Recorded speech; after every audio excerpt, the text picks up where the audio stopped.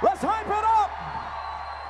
Ladies and gentlemen, would you please put your hands together and welcome your boy, Mr. Drew Brees.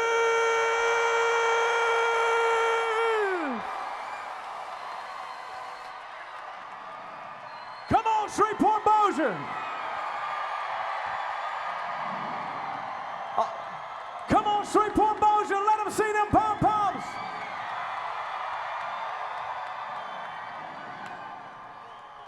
Boom, son, that's what I'm talking about. Boom. I had the best seat in the house back here, too. That was awesome. We don't have any Dallas fans, do we? Hey, look, dude.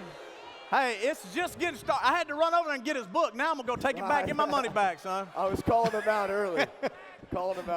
Hey, listen, man, we really are in for a great time today. And let me tell you something, man. He is the genuine, real deal. And I have met some people in the world, man, that are celebrities, famous. But Drew Brees, man, is as real as it gets. And I'm telling you, we are so thankful that you've come to the state of Louisiana and to our New Orleans Saints, man. There is no way we could repay with gratitude how much we love you. Is that not true, Shreveport-Bossier? Well, we're not done yet. We still got some work to do. That's exactly right. So let's get into that. We got some more work to do. All right, listen, it's football time. The draft is right around the corner, man. All right, let's get right into it. Let's talk a little draft. What do you think's going to happen with the New Orleans Saints? Come on, give us a little feedback. I think, well, this is exciting for us. It's the first time we've had this many picks. Let me pull that back from you, dude. No, yeah, there you go. It's probably, yeah, that's probably good. I'm not experienced with the whole headset here. Yeah, there you go.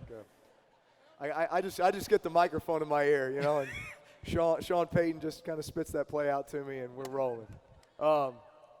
Yeah, I mean, this is the first time we've had this many high draft picks in a long time. So we've got 5 picks in the first 3 rounds, and yeah, including the 11th pick and the 32nd pick, and then we got one early in the second round. So they say this is one of the deepest defensive drafts in the history of the league. So there's a ton of talented players out there. I know we got our eyes on a bunch of different positions. Right.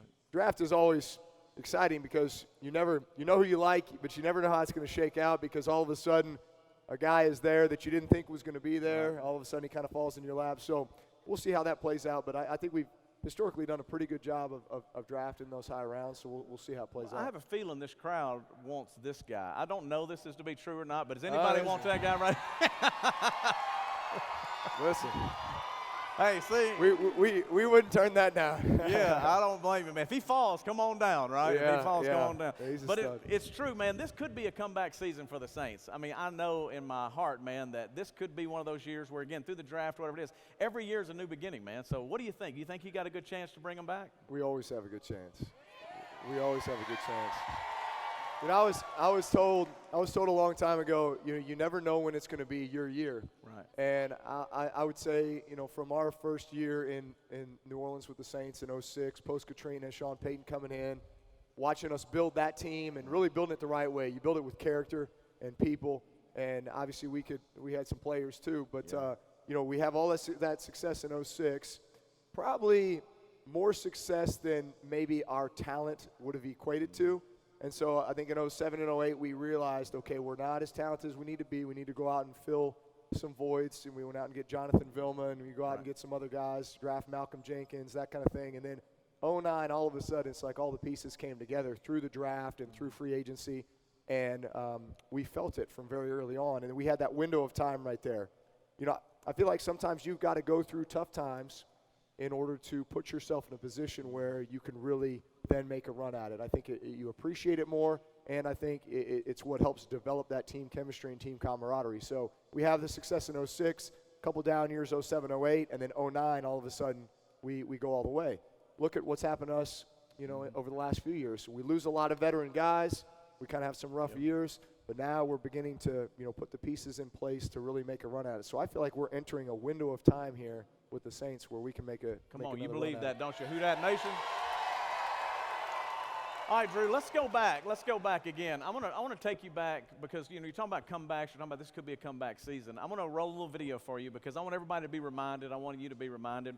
There was nothing like the moment when the Dome finally reopened, and it was powerful. So we're going to roll a little video because it's all about the comebacks in this series. Let's get our head right, man, and watch this. Roll the tape. 3 days before the Superdome was scheduled to reopen on Monday Night Football, Sean Payton surprised his team by holding a practice there. It was the first time many Saints stepped foot in the building, and after practice, Payton brought in a second surprise. He had Doug Thornton and the Superdome staff there and had Doug talk and speak to the team about his experiences and how difficult it was to reopen the Dome. And then Sean said, I want to congratulate these guys. These are the guys that are the reason that we're here. They rebuilt this place so that we would have a place to play football. And then Sean said, but my job as a head coach is to get you ready to play football. And the only way I know to do it is to recreate what's going to happen here on Monday night. So on cue, we darken the house lights. And you hear the bump, bump, bump, bump of Monday Night Football. We watched a video that documented the previous 13 months. It allowed the guys that had lived through the last year to vent some of their feelings. It also allowed the new guys to appreciate the magnitude and significance of the return. And I look around and I see the players.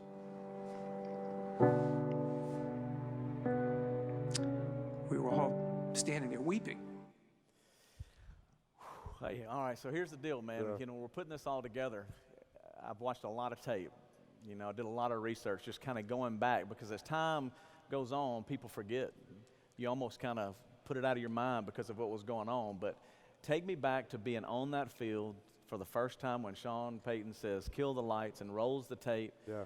And you start thinking through that, man. What was going through y'all's head? Put us in your head.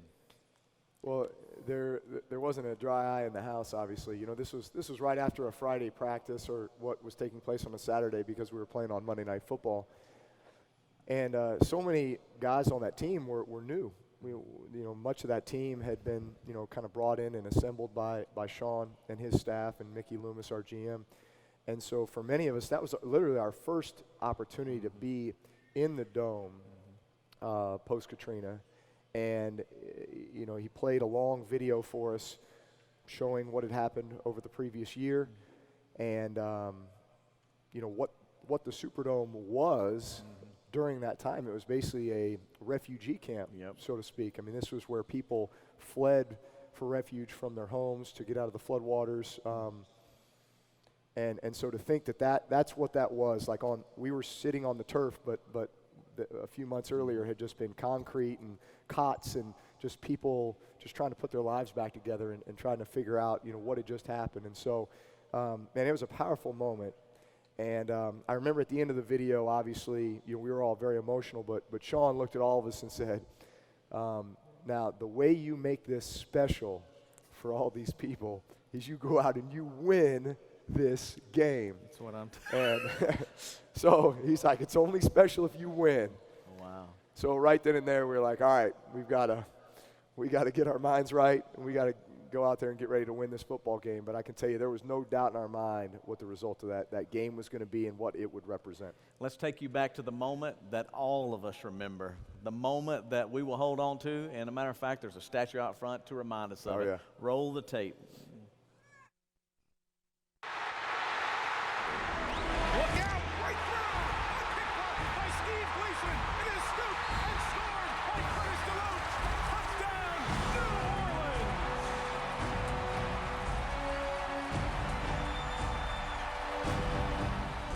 Come on, man. What was that like, dude? Yeah. It's a long journey, and then it happens, man. Monday Night Football. I was watching. I was there, man, going, wow, crazy. Well, I'm sure there's some Saints fans in this room that have been Saints fans for 40-plus years. But I don't think I'm speaking out of place when I say that was probably one of the greatest moments, single moments in Saints history. For what it represented, I mean, it was like a shotgun blast when Steve took the ball off that punter's foot, and then to hear the eruption of the crowd, and then obviously the result of the play is a touchdown, and we're all looking around, and I think we knew right then and there, number one, we were going to win this football game. But number two, not only is New Orleans coming back, but New Orleans is going to come back stronger than it ever has before. Amen, man. That's what I'm talking about. And you know what's cool? Yeah, go ahead, give it up for him.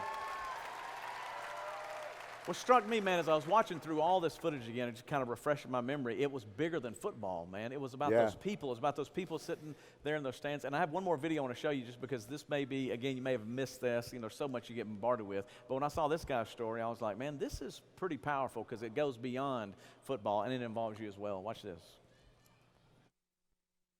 That was an overwhelming feeling when you seen water coming down on people that you couldn't really do nothing about.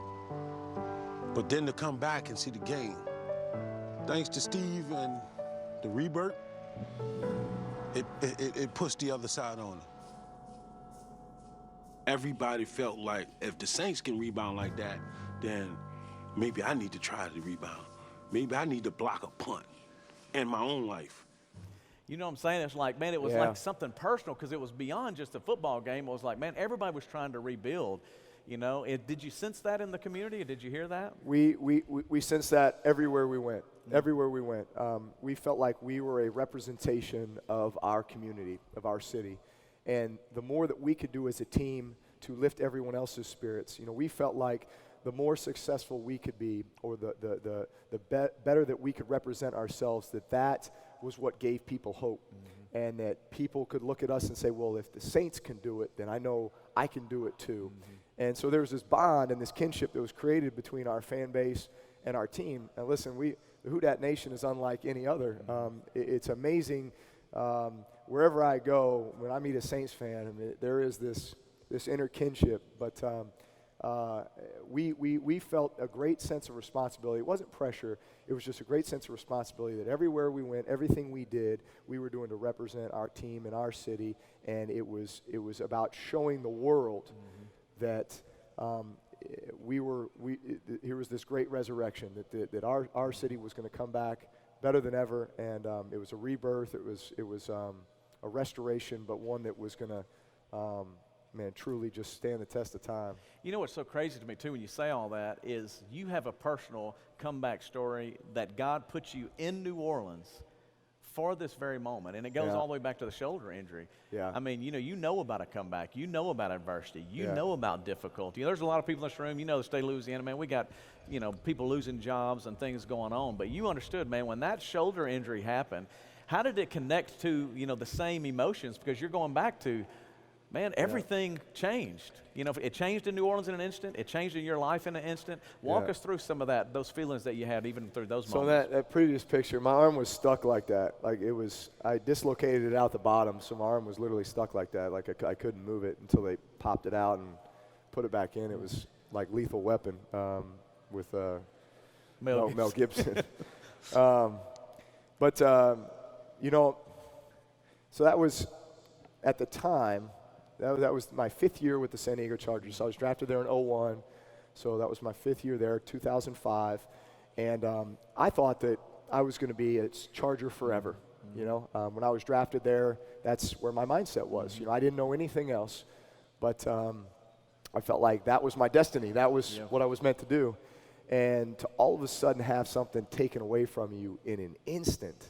Man, it's devastating. It's devastating. Within the framework of my job, my career, I remember walking off the field with my arm stuck just like that, and I was thinking to myself, this is the last time I'm ever going to put on a Charger uniform. I knew that because Phillip Rivers had just been drafted 2 years earlier, and I knew they were trying to figure out just have an excuse to get me out of there.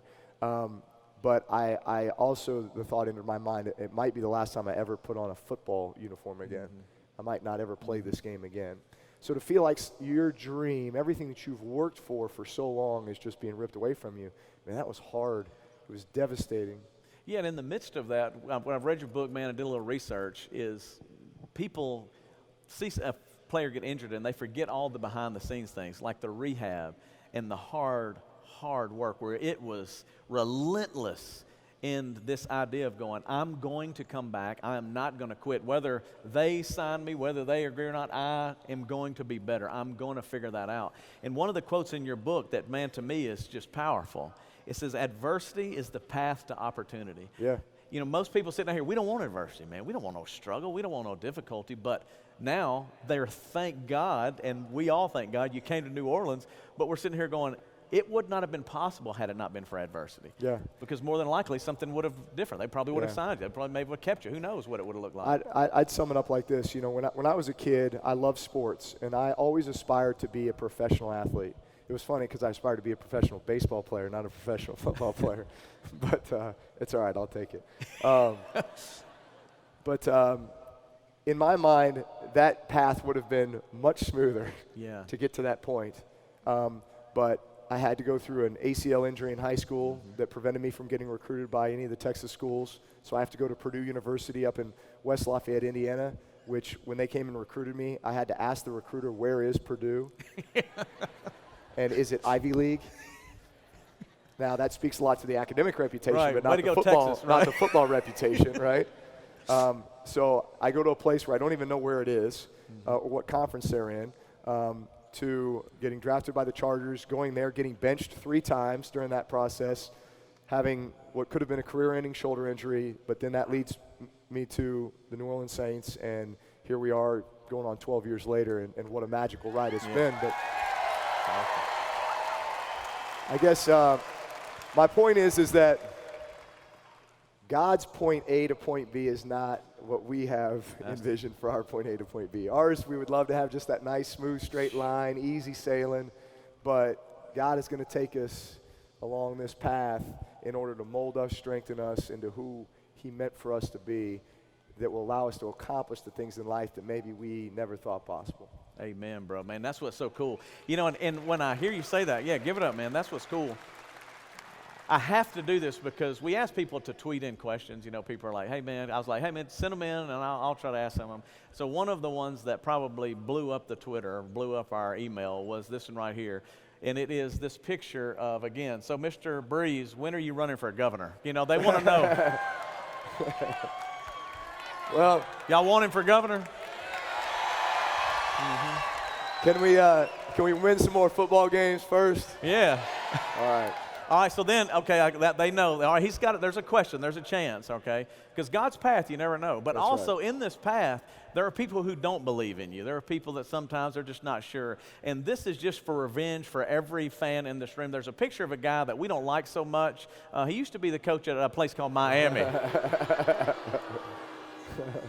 Now, the reason I put him up there, I hope you're watching, Nick, because there's a bunch of North Louisiana people that are glad you're not running for governor, all right? So, I'm just kidding, Nick. I'm just kidding. But here's the truth, man. When I read the book and I heard this story, I laughed and I smiled in the sense that I liked it when you said, I'm going to New Orleans, and hung up the phone, son. I was like, that's what I'm talking about. Tell us a little bit about that story, because you're in through this adversity. You're trying to figure out if anybody's going to believe in you. You're trying to figure out what God's doing. Yeah. You don't know. You don't know about New Orleans. You don't know if that's the place, or Miami, because they were the two that were after you. Right. But then when the conversation I had with Nick, I understand his point. I understand what's going on. But still, tell us a little bit about that. So, when after I hurt my shoulder and I go and I have the surgery from Dr. Andrews in Birmingham, I was only 6 weeks into the process of rehabilitation, and it was going to be an 8-month process just to be able to throw again. And Dr. Andrews is telling me you're probably not going to feel normal for 2 years. Okay, so that was a daunting thing. So you could imagine there's not many NFL teams that are, breaking down the door to come sign me. But here is the New Orleans Saints and the Miami Dolphins, my two choices. If you just looked at it on the surface, okay, here's New Orleans, devastated by Hurricane Katrina. You have no idea what the state of the city is like. The team has had to go to San Antonio to kind of make it its home, and yet they're playing some games in Baton Rouge and, all over the place, right? They go 3-13. The organization is a mess. Who's going to be the head coach is this unproven guy, Right. Sean Payton from the Dallas Cowboys. There you go. It's the one good thing y'all gave us. And so there's that. And then you've got Miami, right? The city of Miami. Yeah, the You've got beach. Nick Saban, right? This successful college coach who's kind of come in, turned this defense around. They won their last 7 games in a row in 2005. They're on their way to becoming a playoff team. Jason Garrett's the quarterback coach. I got my old O-line coach from the Chargers is the O-line coach there, Hudson Houck. Like, all these pieces are in place where it's like, this is like the obvious choice, right? But I'm like, all right, I'm going to give both of these their fair shake and fair opportunity. So I go to New Orleans first and really hit it off with Sean Payton and all the other coaches in the organization. Pete Carmichael, our offensive coordinator, was actually the quarterback coach at the time. He was on the staff in San Diego when I was there, so there was a relationship with Pete. But, you know, you really had to drive through the city with an open mind, you know, and say, you know, you had to see past a lot of the devastation to say that, you know, this was an opportunity more so than it was any type of a burden. Right. So I go to Miami, and all I felt from Miami when I was there was how much doubt they had in my ability to come back. You know, they send me there, and I go through 8 hours of physicals where they're sticking these needles this long into my arm to see if I have lost nerve feeling in my fingers and all this other stuff. Whereas when I went to New Orleans, they're like, you're our guy. We believe in you. You're going to lead this team on the field. You're going to lead this community lead this community, and we have no doubt in you. You're our guy. Whereas I go to Miami, and I just felt that there was this reservation about that. So when it came down to it, New Orleans believed in me. Miami didn't. But I said, you know what, I want to have one more conversation with Nick Saban just to see what he has to say. Because I'm hearing all this stuff from doctors, and but I want to hear it from him. So I call him up, and I said, all right, what's the story? And he says, well, our doctors think that you only have a 25% chance of ever coming back and playing again. And I said, well, what do you think? There's a pause. And I said, you know what? That pause tells me everything. He's like, well, I have to believe what our doctors are telling me. And I said, okay, well, you know what? I have a lot of respect for you, Coach Saban. Thank you very much for the opportunity, but I'm going to New Orleans. I love the story, Drew. And the reason why, okay, look, there's a lot of people out here, man, in the same situation. They're trying to make decisions. You know, you're trying to pray through, you're trying to decide. But something that is key is having people to say, if you're going to work for them, I believe in you.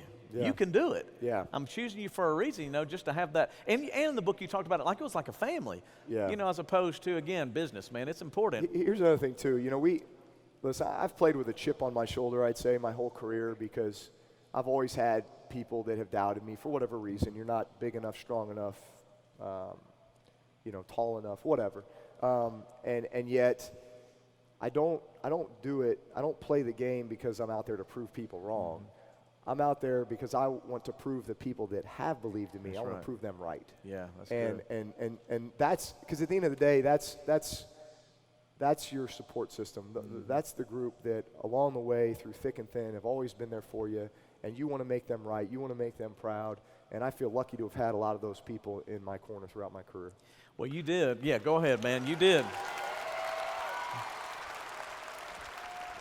And you chose very, very good because it led to, again, this next video clip. And trust me, this is something no one in this building will ever forget. I remember where I was when it happened. Roll the tape.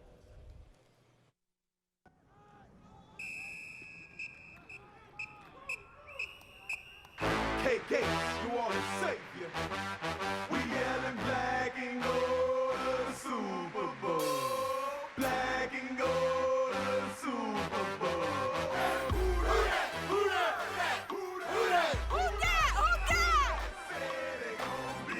This is a terrific chance for New Orleans to really come together and to show that the city's back. New Orleans, who that? It's a real positive thing for everybody in the area, just even making it here, but of course we want to see the Saints win the game. It's not only great for football, but also for the city. As we all know, Katrina was only 4.5 years ago, but we are people of perseverance, and we have the Who Dat spirit. This is a new beginning for us. It's a new life for us.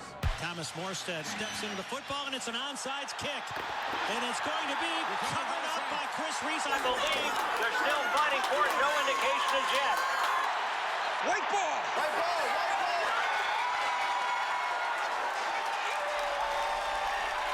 Brees sets up the screen. Pierre Thomas. Thomas still on his feet. Down to the 5. Makes the move. He's going to score. 16 yards. As Pierre Thomas puts the Saints in the end zone for the first time tonight. 2nd and goal from the 2. Here's the throw to Shockey, and it's a touchdown. The Saints are back in the lead. Manning in the shotgun puts Collie in motion.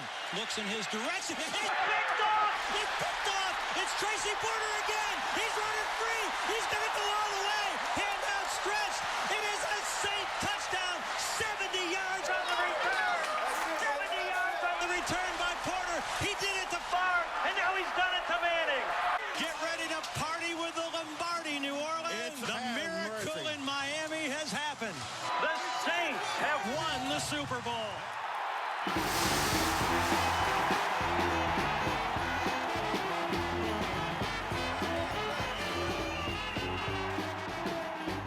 Who that say they're going to beat them Saints?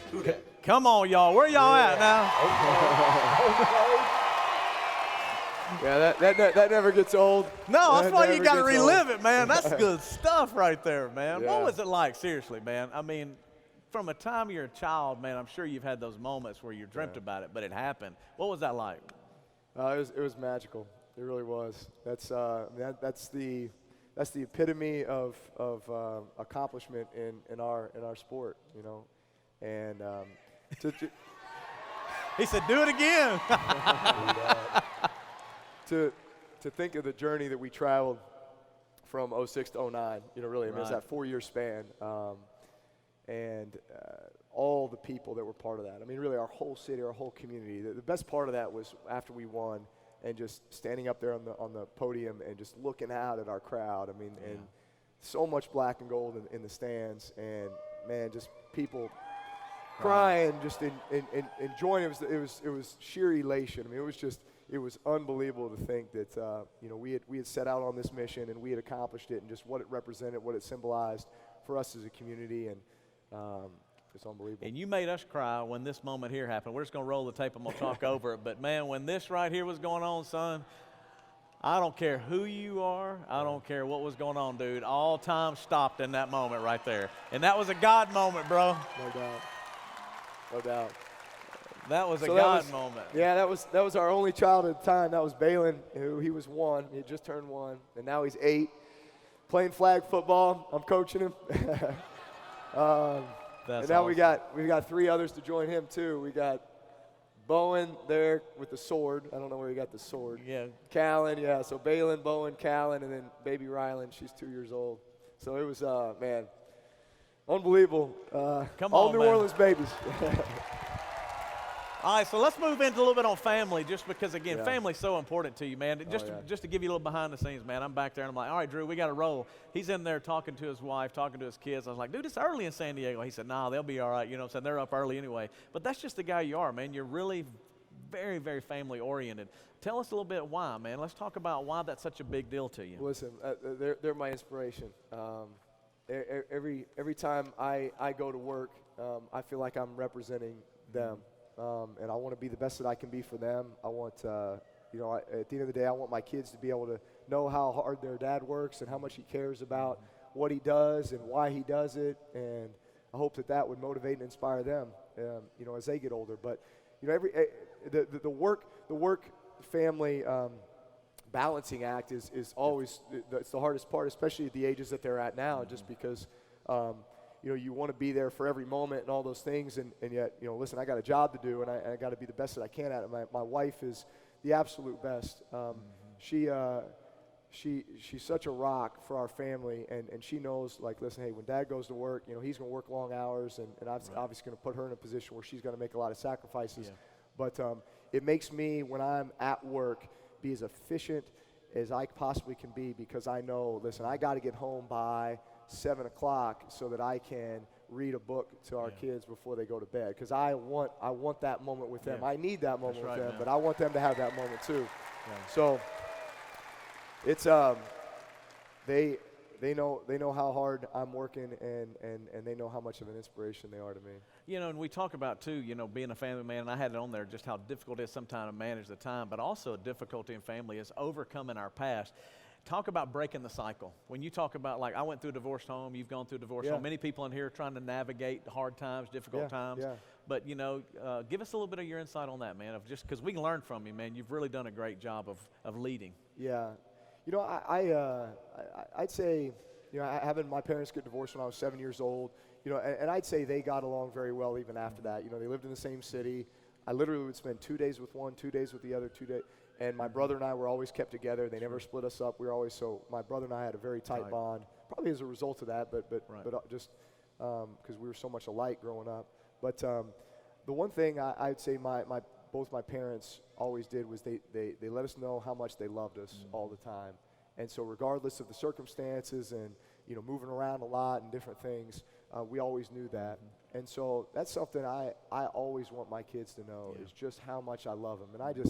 And I'm so affectionate with all of them to the point where, like, Dad, quit, kissing me or whatever. Right. But it's like, no, I love you so much, son. I'm so proud of you. And so we have our special moments and our special time together where I tell them that. I tell them how proud I am of them every night, say a little prayer with them, and just I always want us to have that bond and that feeling. Because as they, what's our job as parents? It's to equip them so that when they fly from the nest, so to speak, that they have that solid foundation of faith and family and love and compassion. And so regardless of whatever hard times, circumstances they will go through in their lives, they've got that as a foundation. And what I admire about you, too, though, is it is about the kids and all that, but it starts with the wife. And you stalked your wife, dude. I read your book. You're a stalker. I did stalk her. No, I don't blame you, dude. She's good looking, dude. Look at that right there. That's a good looking one. My wife is beautiful. I'm going to tell you, she looks like her sister, to be honest, but she is absolutely gorgeous. But I can tell you, you're a stalker, son. I'm surprised she actually married you. Read his book, y'all. You're looking at a stalker. You didn't know that. Some people might call that just, stick-to-itiveness, Yeah. resolve. I think you actually are fighting through adversity. Yeah, I appreciate got that. shot down the first time. Let's just keep kind of working at it. I think you described yourself, though, to be specific in the book, you were creepy. That's your own words, bro. Yeah, I know. That's your own words. I know. No, dude, it really is. I think I've moved past that a little bit.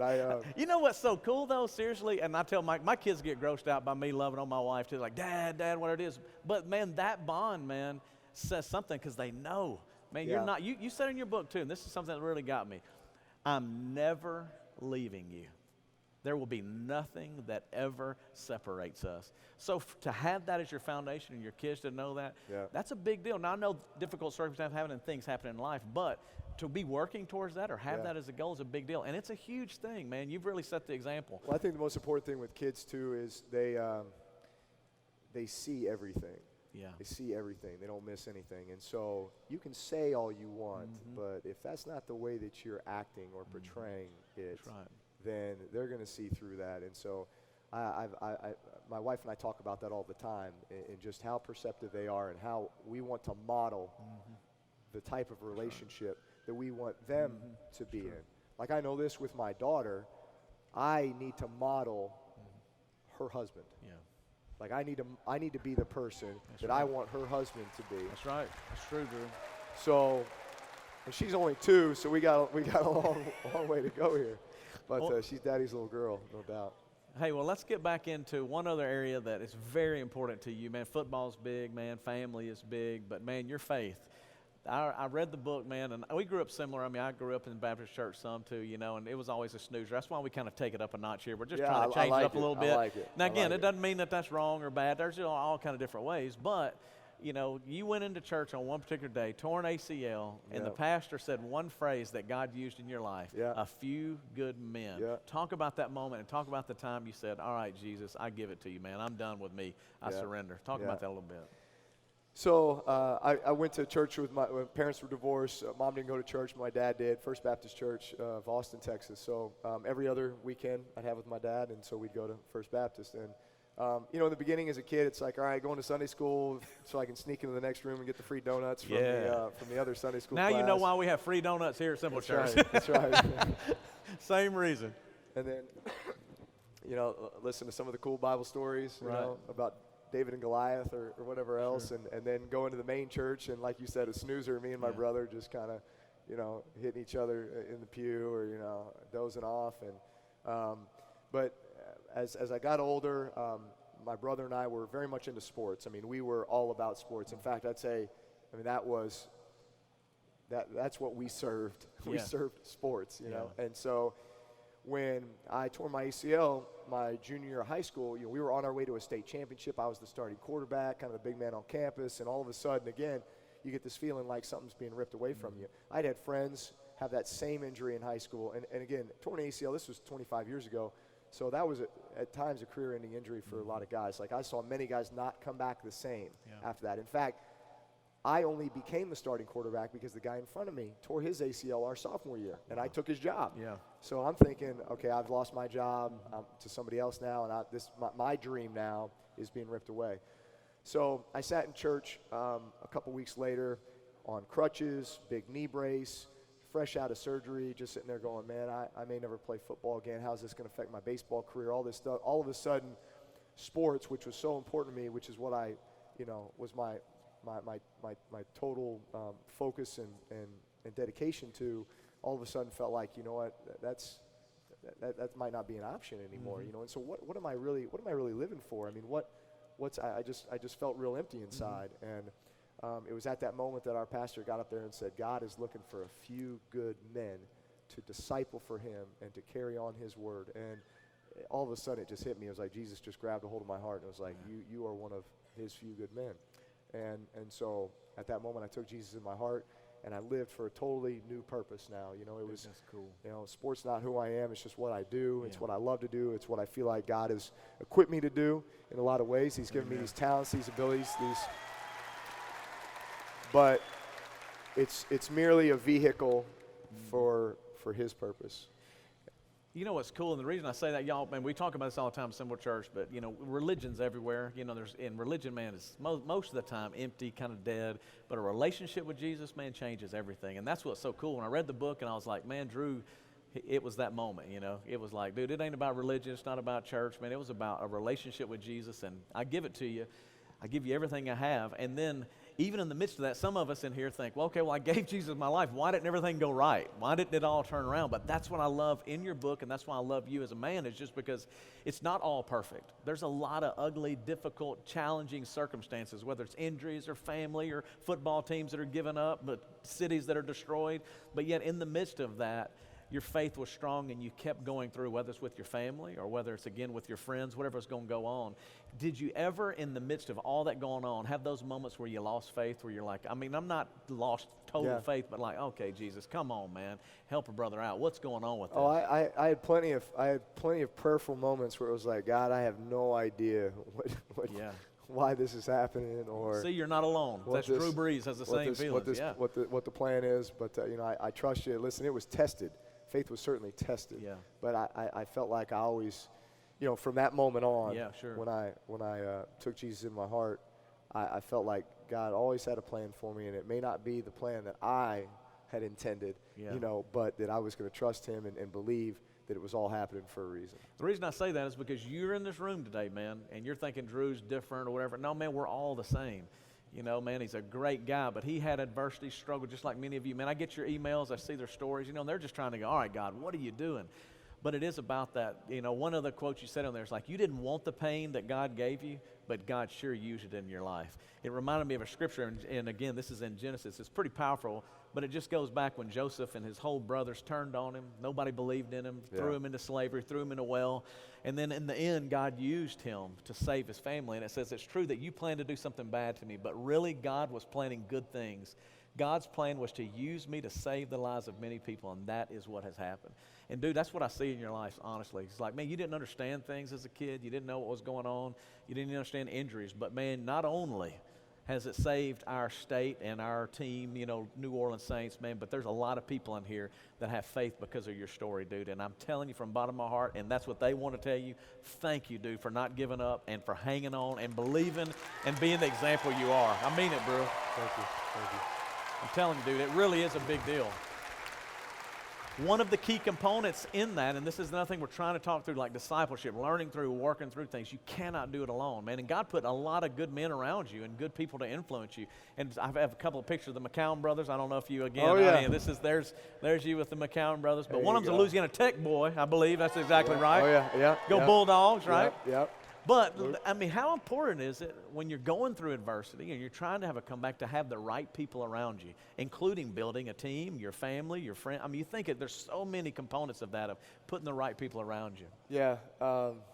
Listen, I've been lucky. I mean, there's all our offensive linemen from 2011. In fact, I think that picture was right after we broke the passing record, the yardage record. Awesome. I feel like this is something we've done a great job of with the Saints throughout my career. We always talk about it. You win with people. You don't win with talent. And I'd say that's the way it is in any walk of life, in any business or whatever it might be, is you win with the right people. Because it's not a matter of if things are going to get hard, it's when. Yeah. You're always going to face adversity. You're always going to face tough times. And tough people last. I mean, that's what gets you through. Weak-minded folks that maybe are really talented and yet having to face that's all of a sudden when the finger pointing happens, and all of a sudden there's that disconnect. Whereas when you have good people, you stay linked together, you understand that it's, hey, this is here to make us stronger. It's here to bring us together and to, help us to move forward in a better way. So that's something I feel like I've always been very fortunate to have with our team, and it's the way that we've built our team so that we can stand withstand the tough circumstances that every season brings. Yeah, here's a quote from your book, and it says, "Give me someone I can depend on so I know what I'm getting every time."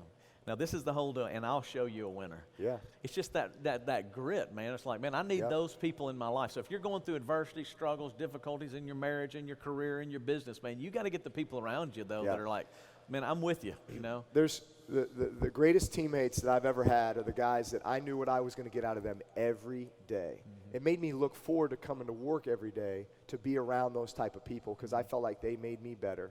And also it gave me a great sense of responsibility because I knew I was representing them in everything that I did. So, you're working those late nights and you're asking yourself why, and it's like, well, I'm doing it for Luke McCown. I'm doing it for Benjamin Watson. I'm doing it for Pierre Thomas, Darren Sproul, some of these guys that Zach Streif, like these great teammates that, man, they've sacrificed so much. They do things the right way, and you want to represent them in the best way you can. But another thing about our team that I love is guys like Luke McCown, Benjamin Watson, strong Christian guys that have really helped me in my walk with Christ throughout the last 5 years especially. Sure. And I know Luke is now gone from us. Benjamin Watson left us last year. It's just kind of the way our business works. But those are friendships for a lifetime, and I know that God had his hands in that. And speaking of God bringing people together, I want to show this next video because it's a little bit tough on me, when I watch it, just because it's about friendship, it's about relationship, but it's also about struggle, adversity, and overcoming. And this clip to me is probably one of those powerful, but it is, again, a friend. It is a teammate. But this is probably, to me, you're talking about moments, blocking the punt, a moment. But here's one more, Who Dat Nation. Watch this.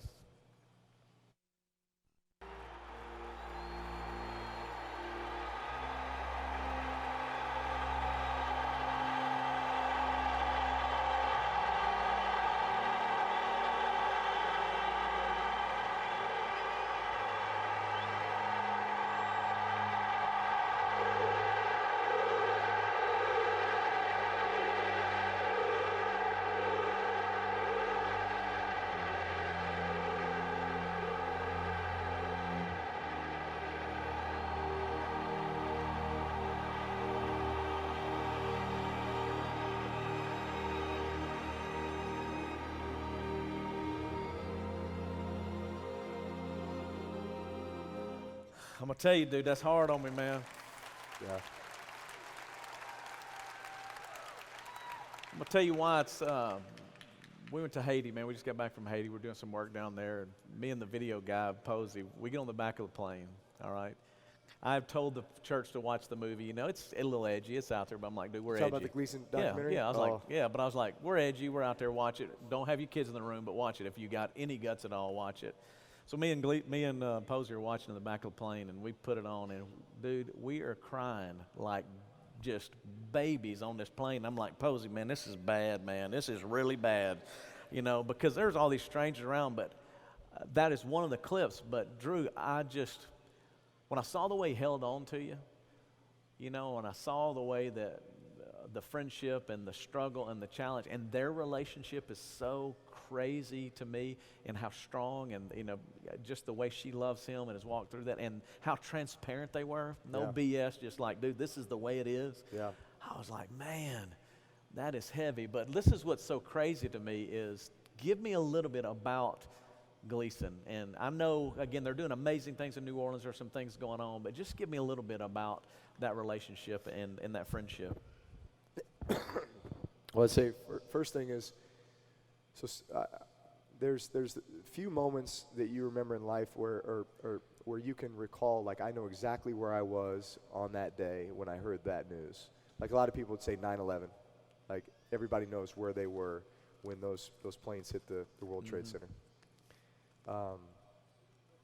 I know exactly where I was when I got the news that Steve Gleason had been diagnosed with ALS.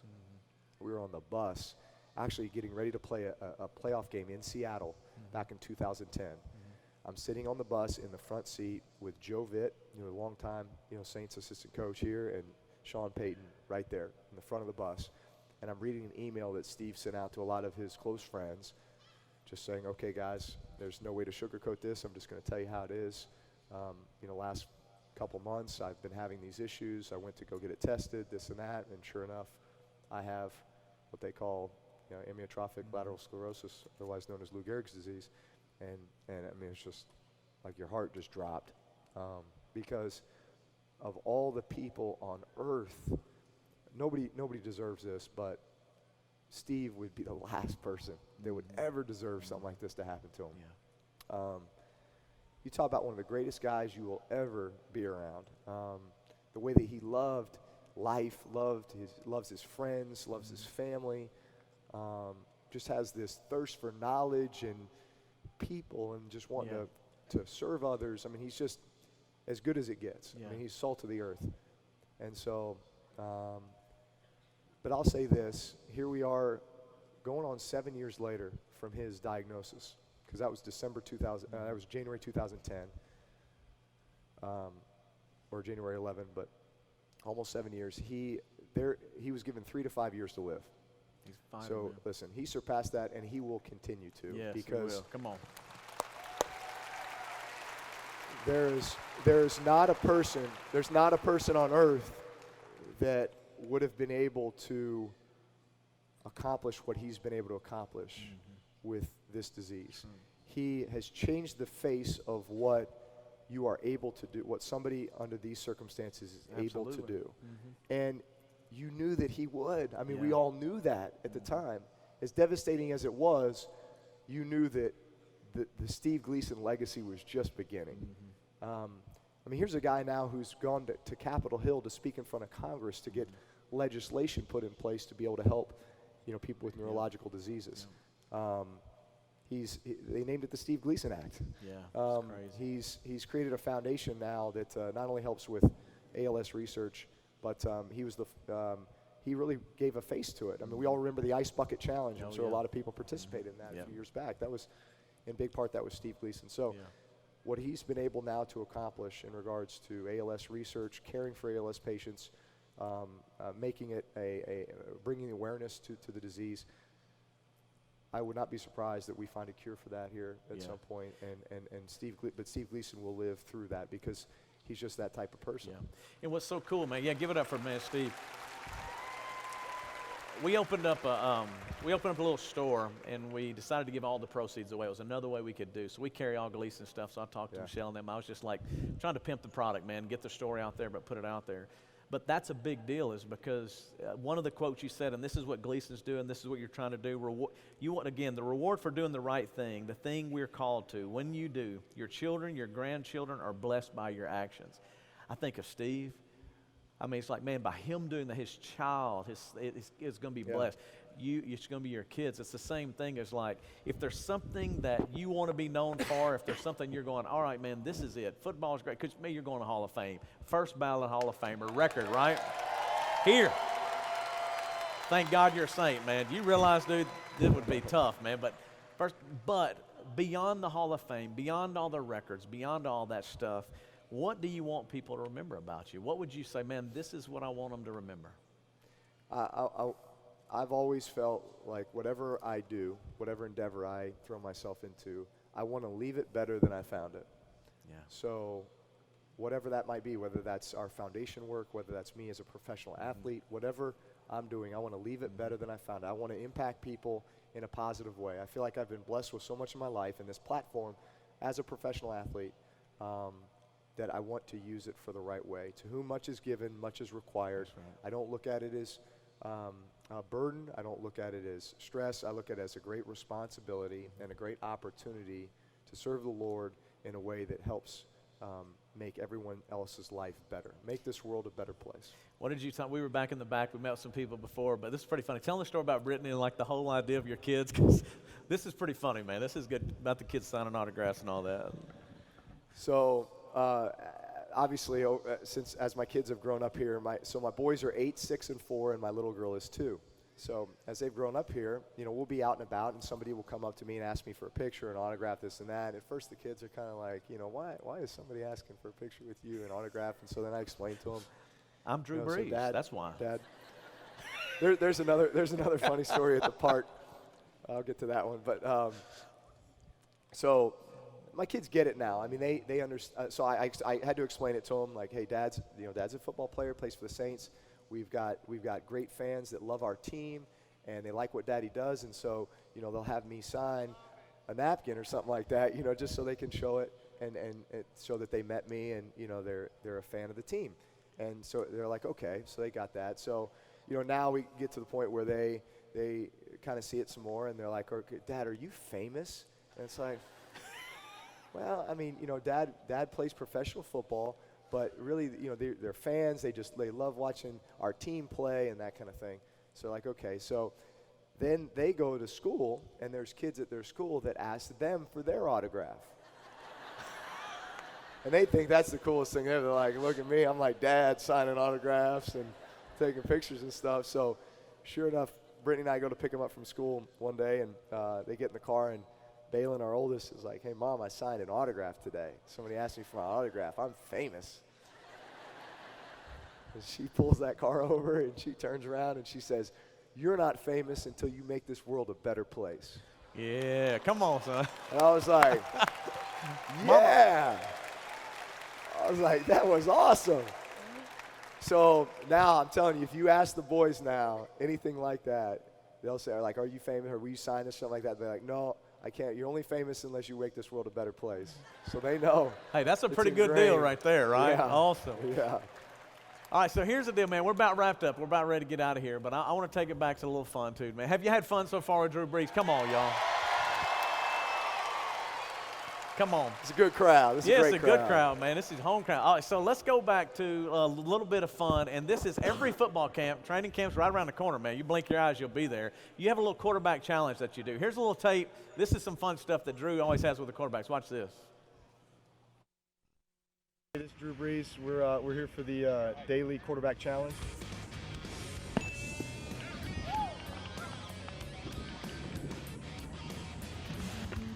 Got him.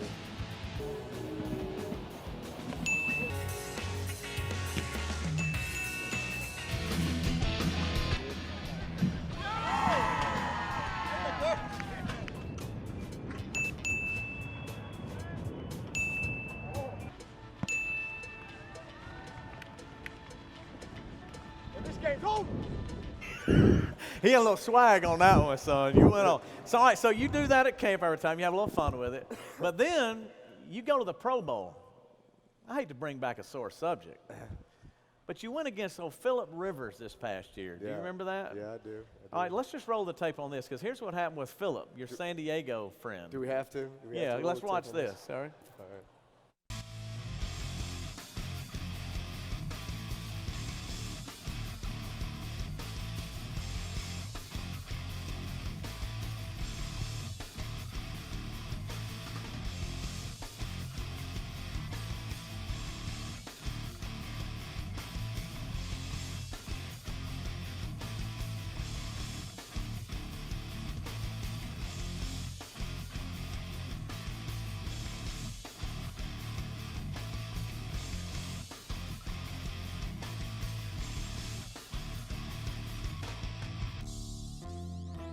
needless to say, you didn't win that day, all right?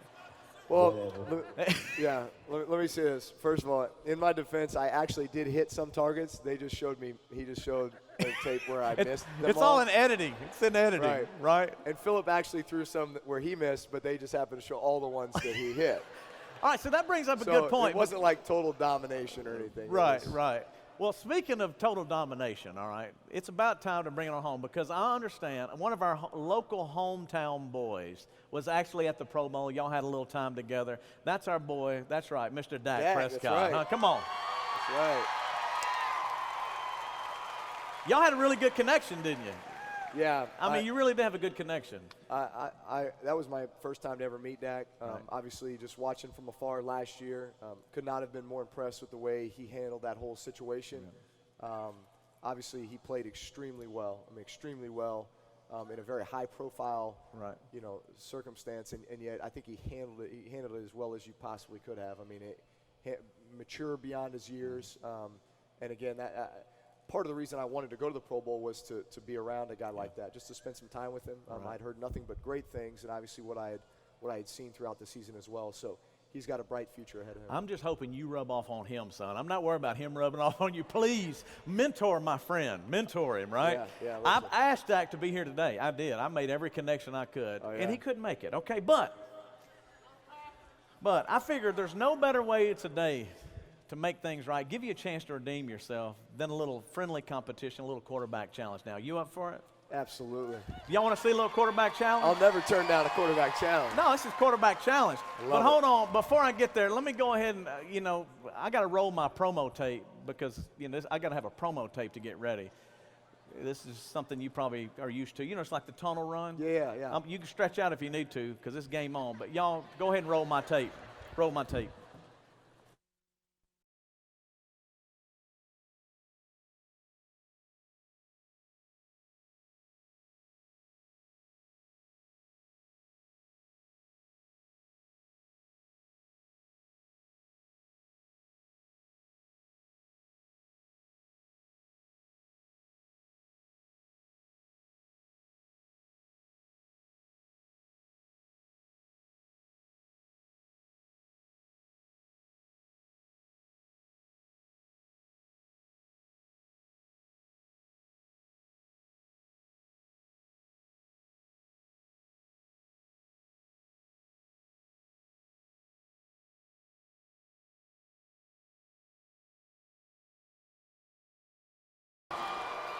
Hey, I have a feeling there's a few people against me, Drew. So here's what we're going to do. I think out there, somewhere in this little crowd here, let's light this crowd up a little bit here. We have some targets. There is that good old Atlanta Falcon, the ones that almost were good enough. So here's my only attempt. Let's see. Oh. Horrible. I think at this point, that show's over. Y'all want to see Drew Brees have some fun today or what, huh? Oh, man. I'll toss him to you. Here you go. Toss him to me. All right, so here's the deal, man. Give me a little music. Let's roll this tape, man. Let's get him some music going here. I'm not really used to throwing at Atlanta Falcons helmets. No, you just got to knock I try it down. to avoid those. There's a reason why when you hit it, though, son, it's going to explode. Let's see if we can get it. Come on. All right, there we go. Okay. Hey, it's not fair. It's a nerf. You know what I'm saying? Oh, a little high. A little long. I better hit it this time. Boom! Oh, still a little high. Light slightly. All right, here we go. Come on, one time. There it is. Go! There we go. It's hard to nerf. Yeah, I don't know if the nerf ball gets there. Boom! Come on, give it to him. What's wrong with you? Cowboys fan? There you go. Hey, they got it. Must have been a Cowboys fan. Get them Carolina Panthers. They want a harder one. They want it better now. Boom! There we go. There you go. Come on, that's what I'm talking about right now. Oh, but we're going next level. Let's bring out that Cowboy star, y'all. Every time you hit it, get it, Drew, get it. Take him out, take the driver. Take out the driver. Tell that driver up.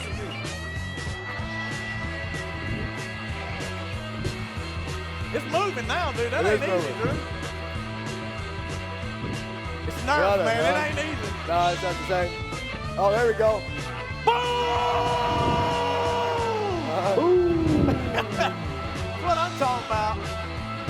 Ah! It's on now, folks.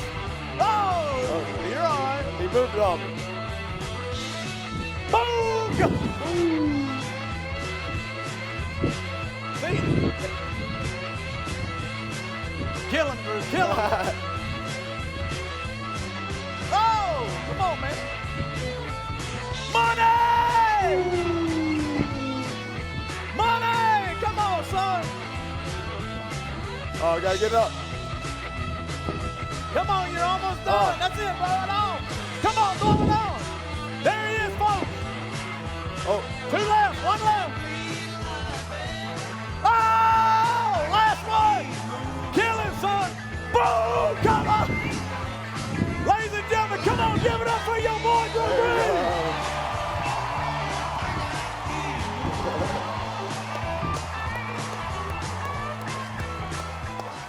All right, hey, y'all want POD one more time? Yeah. Hey, how about this? We're going to put Drew on the Mardi Gras parade float, dude, and he's going to throw stuff to you. How about that now? There you go. All right, so here's the deal. POD, y'all come on out and get in place wherever my boys are. We're going to get Drew onto the float right now. I believe it's right over there. Right there, Drew, if you'll go make your way right down there. Y'all give it up. He's got stuff to throw to you. If you're ready to have a good time, let me hear you. Come on. I don't think POD heard you. Let me hear you one time. If you're ready for Drew Brees, let me hear you one time. Come on, boys. Y'all ready, Marco? Let's get it on, son. Get it on. Here it is. Come on, line up, kids. Get right here. Get ready for a little rock and roll while we get it going on. Line up. Perfect, perfect, perfect. Drew's going to make the block, and he's going to come right back and hook you up, all right? Oh, he's coming now. All right, y'all, you're going to do it. I like that. Drew's going to give we're going to change the plans. Drew's going to come meet all these kids, give him a little hat, and then do it. Y'all good with that? Give him a little music while he does it. Give him a little music while he does it. There you go. Come on, man. You excited? How excited are you to meet him, huh?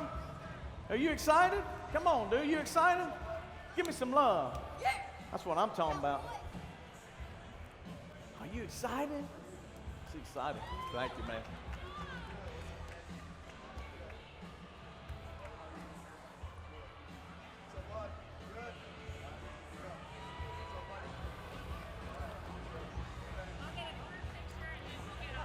We got to.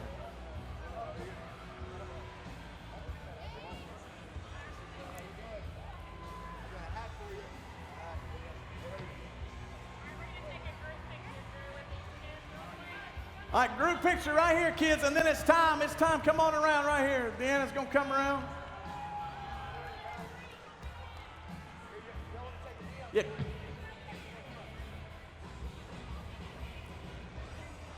Hurry, y'all go ahead.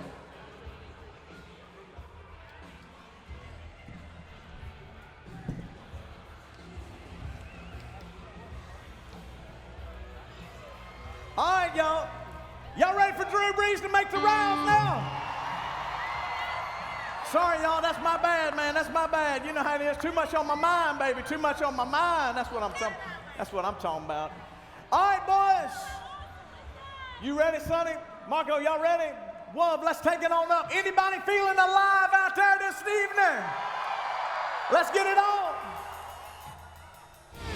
Come on, y'all. P.O.D. Drew Brees. That's the way Simple Church likes it right there, y'all. Have a great day, man. We'll see you. Get out and do some laundry, love.